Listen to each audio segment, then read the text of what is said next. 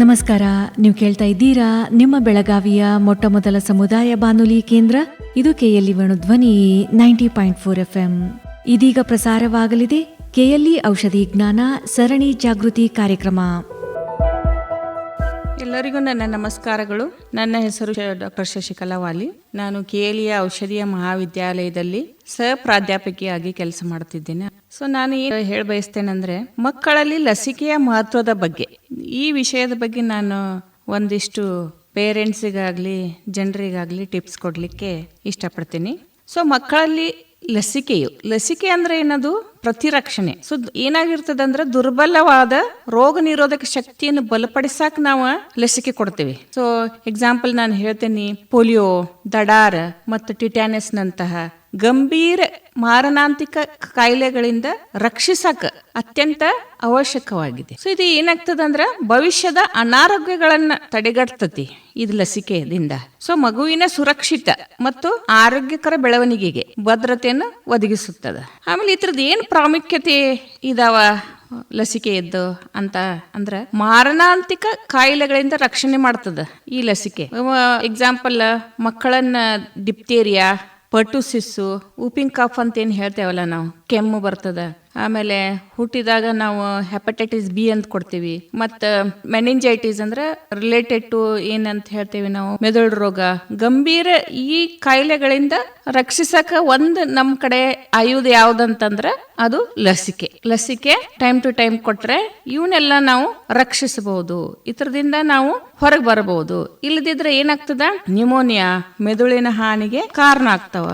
ಆಮೇಲೆ ಬರೇ ನಮಗಷ್ಟ ವ್ಯಾಕ್ಸಿನೇಷನ್ ಅಂತಲ್ಲ, ಮಕ್ಕಳಿಗೆ ಅಷ್ಟೇ ವ್ಯಾಕ್ಸಿನೇಷನ್ ಅಲ್ಲ, ಸಮುದಾಯದ ಆರೋಗ್ಯದ ಬಗ್ಗೆ ನಾವೇನ್ ಹರ್ಡ್ ಇಮ್ಯುನಿಟಿ ಅಂತ ಏನ್ ಹೇಳ್ತೇವಲ್ಲ, ಮಕ್ಕಳಿಗೆ ನಿಯಮಿತವಾಗಿ ಲಸಿಕೆ ಹಾಕಿಸೋದ್ರಿಂದ ಸೋಂಕು ಏನಿರ್ತತಲ್ಲ, ಸೋಂಕು ಅದು ಹರಡುವುದ ಸರಪಳಿ ಏನಿರ್ತತಲ್ಲ, ಅದನ್ನ ನಾವು ಮುರಿಬಹುದು, ಅದಕ್ಕೆ ಕಡಿವಾಣ ಹಾಕಬಹುದು. ಆಮೇಲೆ ಏನಾಗ್ತದೆ, ಒಂದು ಮಗುಗೆ ಇತ್ತಂದ್ರ ಏನಾಗ್ತೈತೆ, ಅದು ಆ ಮಗು ಸೊ ಎಲ್ಲಾ ಮಕ್ಕಳಿಗೆ ಸ್ಪ್ರೆಡ್ ಮಾಡಬಹುದು. ಇದು ಸುತ್ತಮುತ್ತಲಿನ ಇತರ ಮಕ್ಕಳಿಗೆ ಮತ್ತು ರೋಗ ನಿರೋಧಕ ಶಕ್ತಿ ಕಡಿಮೆ ಆದ ಕೂಡಲೇ ಏನಾಗ್ತೈತಿ, ಸೊ ಇಂಥವೆಲ್ಲ ಅದು ಸ್ಪ್ರೆಡ್ ಆಗೋ ಚಾನ್ಸಸ್ ಇರ್ತೈತಿ. ಫಾರ್ ಎಕ್ಸಾಂಪಲ್ ಹೆಪಟೈಟಿಸ್ ಬಿ, ಆಮೇಲೆ ಮೆನಿಂಜೈಟಿಸ್ ಅಂತ ಹೇಳ್ತೇವಿ.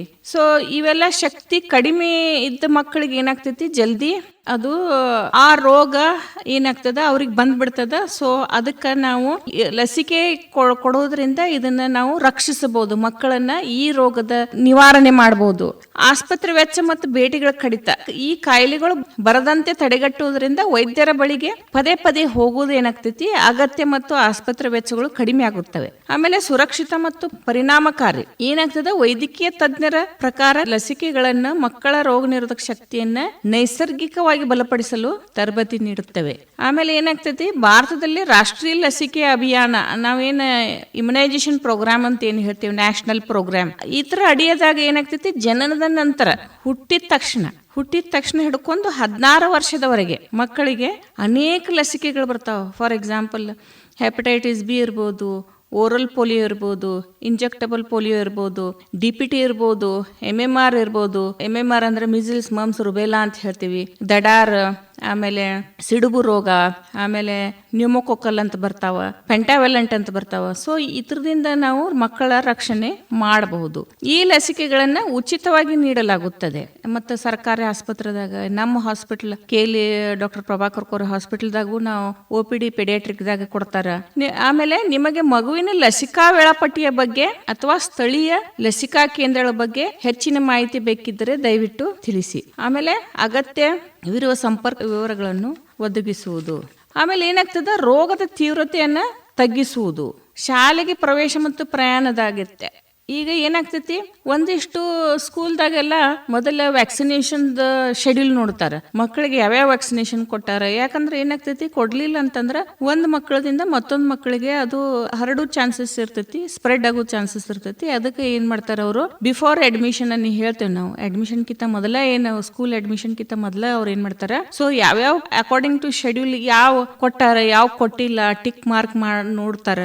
ಸೊ ಅದಕ್ಕೆ ನಾವು ಎಲ್ಲ ಮಕ್ಕಳದ ಇಂಡಿವಿಜುವಲಿ ಏನಿರ್ತೈತಿ, ವ್ಯಾಕ್ಸಿನೇಷನ್ ಚಾರ್ಟ್ ಅಂತ ಇರ್ತೈತಿ, ವ್ಯಾಕ್ಸಿನೇಷನ್ ಶೆಡ್ಯೂಲ್ ಅಂತ ಇರ್ತೈತಿ. ಅದು ಯಾವಾಗ್ಲೂ ಪೇರೆಂಟ್ಸ್ ಹತ್ರ, ತಂದೆ ತಾಯಿ ಹತ್ರ ಅದು ಇರಬೇಕು. ಅವರು ಅದನ್ನ ಮೇಂಟೈನ್ ಮಾಡ್ಬೇಕಾಗ್ತದೆ. ಆಮೇಲೆ ಒಂದಷ್ಟು ಶಾಲೆಗೆ ಪ್ರವೇಶ ಅಷ್ಟೇ ಅಲ್ಲ, ಈಗ ಫಾರ್ ಎಕ್ಸಾಂಪಲ್ ಪೇರೆಂಟ್ಸ್ ಎಲ್ಲ ಹೊರಗಡೆ ಬೇರೆ ದೇಶದಾಗ ಅದಾರ ಅಂತಂದ್ರೆ ಅಲ್ಲಿ ಆ ದೇಶದಾಗ ಅವರ ಅದು ಶೆಡ್ಯೂಲ್ ನೋಡ್ತಾರ, ಯಾವ ಮಕ್ಕಳಿಗೆ ಕೊಟ್ಟಾರೋ ಕೊಟ್ಟಿಲ್ಲ, ಪ್ರಯಾಣ ಮಾಡೋಕ್ಕಿಂತ ಮುಂಚೆನೂ ಅವೆಲ್ಲ ವ್ಯಾಕ್ಸಿನೇಷನ್ಸ್ ಎಲ್ಲ ಹಾಕ್ಬೇಕಾಗ್ತೈತಿ. ಅದು ಇಂಪಾರ್ಟೆಂಟ್. ಕೆಲವೊಂದು ಶಾಲೆಗಳ ಮಕ್ಕಳಿಗೆ ಸರಿಯಾದ ಲಸಿಕೆ ಹಾಕಿಸಿ ಕೊಡದಿದ್ರೆ ಮಾತ್ರ ಕೊಟ್ಟಿದ್ರೆ ಮಾತ್ರ ಪ್ರವೇಶ ನೀಡುತ್ತಾರೆ. ಆಮೇಲೆ ಕೆಲವು ರಾಷ್ಟ್ರಗಳಿಗೆ ಪ್ರಯಾಣ ಮಾಡಲು ಸರಿಯಾದ ಲಸಿಕೆ ಹಾಕಿಸಿಕೊಂಡಿದ್ದರೆ ಮಾತ್ರ ಪ್ರವೇಶ ನೀಡುವುದು. ಸೊ ಇದರಿಂದ ಮಕ್ಕಳಿಗೆ ಎಲ್ಲಾ ರೀತಿಯ ಲಸಿಕೆಯನ್ನು ಸರಿಯಾದ ಸಮಯಕ್ಕೆ ಹಾಕಿಸಿಕೊಳ್ಳುವುದು ಅಗತ್ಯ. ಆಮೇಲೆ ಬರೀ ಹಾಕಿಸಿಕೊಳ್ಳೋದು ಅಷ್ಟ ಅಂತಲ್ಲ, ಶೈಕ್ಷಣಿಕ ಮತ್ತು ಪ್ರಯಾಣದ ದೃಷ್ಟಿಯಿಂದಲೂ ಇದು ಬಹಳ ಅಗತ್ಯ ಅಂತ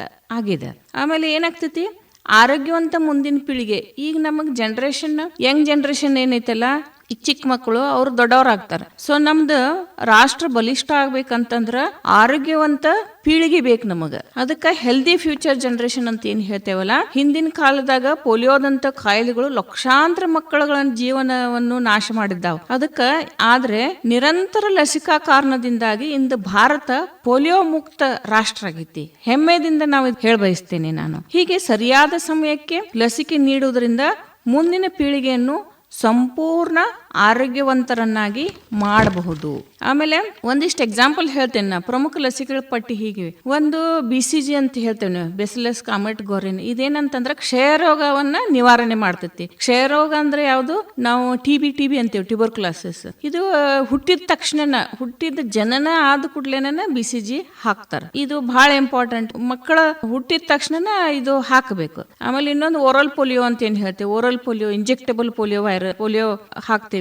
ಅದು ಪೆಂಟಾವೆಲೆಂಟ್ ಅಂತ ಹಾಕ್ತೇವೆ. ಪೆಂಟಾವೆಲೆಂಟ್ ಅಂದ್ರೆ ಅದ್ರಾಗ 5 ರೋಗಗಳದ್ದು ಒಂದು ವ್ಯಾಕ್ಸಿನೇಷನ್ ಅಂತ ಇರ್ತದ. ಒಂದು ಗಂಟಲು ಮಾರಿ, ಆಮೇಲೆ ನಾಯಿ ಕೆಮ್ಮು ಬರ್ತದಲ್ಲ, ಆಮೇಲೆ ಧನುರ್ವಾಯ, ಹೆಪಟೈಟಿಸ್ B ಮತ್ತು ಮೆದುಳು ರೋಗ, ಅದು ಮೆನಿಂಜೈಟಿಸ್ ಅಂತ ಹೇಳ್ತಾರೆ. ಆಮೇಲೆ ಇನ್ನೊಂದು ಏನ್ ಬರ್ತದ, MMR ಅಂತ ಬರ್ತದ, ಮಿಸಿಲ್ಸ್, ಮಮ್ಸ್, ರುಬೆಲಾ, ದಡಾರ್ ಮತ್ತು ರುಬೆಲಾ ಅಂತ ಬರ್ತಾವ.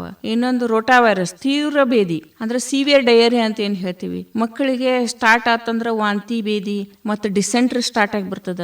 ಅದು ಹೆಂಗಂತಂದ್ರೆ ಸಿವಿಯರ್ ಕಂಟಿನ್ಯೂಸ್ಲಿ ಮಕ್ಕಳಿಗೆ ಏನಾಗ್ತದ, ಇದು ತೀವ್ರ ಬೇದಿ ಬಂದ್ ಕೂಡಲೇ ಅಡ್ಮಿಟ್ ಮಾಡ್ಬೇಕಾಗ್ತದೆ. ಯಾಕಂದ್ರೆ ಡಿಹೈಡ್ರೇಷನ್ ಆಗ್ತದೆ, ಡಿಹೈಡ್ರೇಷನ್ ಚಾನ್ಸಸ್ ಆಗ್ತಿರ್ತತೆ. ಸೊ ಅದಕ್ಕೆ ಏನೈತಿದು ರೋಟಾ ವೈರಸ್ ಇವಾಗ ಸ್ಟಾರ್ಟ್ ಮಾಡಿದ್ದು ವ್ಯಾಕ್ಸಿನೇಷನ್ ಇದು. ಇದನ್ನು ಮಕ್ಕಳಿಗೆ ಕೊಡಬೇಕು. ಆಮೇಲೆ ಗಮನಿಸಬೇಕಾದ ಅಂಶ ಎಲ್ಲ ನಾನು ರಿಕ್ವೆಸ್ಟ್ ಮಾಡ್ಕೋತೀನಿ ಎಲ್ಲ ಪೇರೆಂಟ್ಸಿಗೆ, ತಂದೆ ತಾಯಿಗಳಿಗೆ. ಮಗು ಹುಟ್ಟಿದ ತಕ್ಷಣವೇ ಆಸ್ಪತ್ರೆಯಲ್ಲಿ ಲಸಿಕೆ ಕಾರ್ಡ್ ಕೊಡ್ತಾರ, ವ್ಯಾಕ್ಸಿನೇಷನ್ ಚಾರ್ಟ್ ಅಂತ ಏನ್ ಹೇಳ್ತೀವಿ, ಇದನ್ನ ಕೊಡ್ತಾರ. ಅದರಲ್ಲಿ ಮಗುವಿಗೆ ಯಾವ ತಿಂಗಳಲ್ಲಿ ಯಾವ ಲಸಿಕೆ ನೀಡಬೇಕು ಎಂಬುದು ಮಾಹಿತಿ ಇರ್ತದ. ಆಮೇಲೆ ಯಾವುದೇ ಲಸಿಕೆಯನ್ನು ತಪ್ಪಿಸದೆ ನಿಗದಿತ ಸಮಯಕ್ಕೆ, ಅಂದ್ರೆ ಫಾರ್ ಎಕ್ಸಾಂಪಲ್ ಈಗ ಹುಟ್ಟಿದ ಕೂಡಲೇನೆ ಕೊಡಬೇಕು, ಆಮೇಲೆ 1.5 ತಿಂಗಳಿಗೆ ಕೊಡಬೇಕು, 2.5 ತಿಂಗಳು ಕೊಡಬೇಕು ಪೆಂಟಾವೆಲೆಂಟ್, 3.5 ತಿಂಗಳು. ಸೊ ಕಂಟಿನ್ಯೂಸ್ಲಿ ಯಾವ ತಿಂಗಳಿಗೆ ಯಾವ್ದು ಲಸಿಕೆ ಕೊಡಬೇಕು ಅನ್ನೋದು ಅದು ವ್ಯಾಕ್ಸಿನೇಷನ್ ಚಾರ್ಟ್ ಅಂತ ಹೇಳ್ತೇವೆ, ಲಸಿಕೆ ಕಾರ್ಡ್. ಅದ್ರಲ್ಲಿ ಎಲ್ಲ ಕ್ಲಿಯರ್ಲಿ ಮೆನ್ಷನ್ ಮಾಡಿರ್ತಾರ. ಕ್ಲಿಯರ್ಲಿ ಅದ್ರಾಗ ಎಲ್ಲ ಕಂಪ್ಲೀಟ್ಲಿ ಒಂದು ಶೆಡ್ಯೂಲ್ ಇರ್ತದ. ಆ ಶೆಡ್ಯೂಲ್ ಪ್ರಕಾರ ತಂದೆ ತಾಯಿಗಳು ಕರೆಕ್ಟ್ ಆಗಿ ಲಸಿಕೆಯನ್ನ ಕೊಟ್ರೆ ನಾವು ಈ ರೋಗಗಳನ್ನ ನಿವಾರಣೆ ಮಾಡಬಹುದು, ಈ ರೋಗಗಳನ್ನ ತಡೆಗಟ್ಟಬಹುದು ಅಂತ ನಾ ಹೇಳ್ತೇನೆ.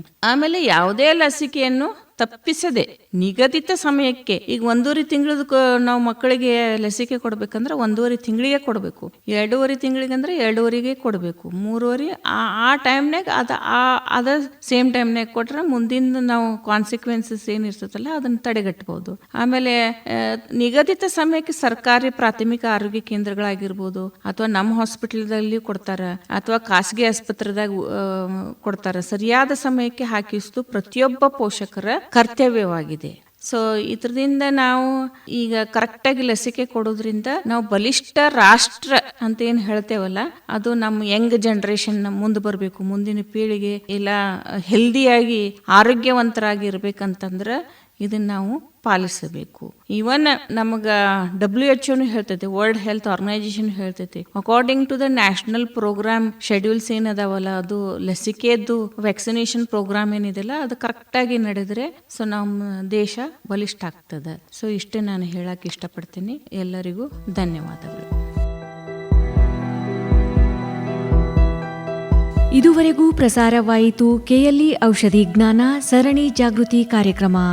ಇದು ಕೆಎಲ್ಇ ಔಷಧೀಯ ವಿಜ್ಞಾನ ಮಹಾವಿದ್ಯಾಲಯ ಬಸವನಕುಡುಚಿ ಬೆಳಗಾವಿ ಇವರ ಪ್ರಸ್ತುತಿ. ಹೀಗೆ ಕೇಳ್ತಾ ಇರಿ, ಇದು KLE ವೇಣುಧ್ವನಿ 90.4 FM. ನಮಸ್ಕಾರ.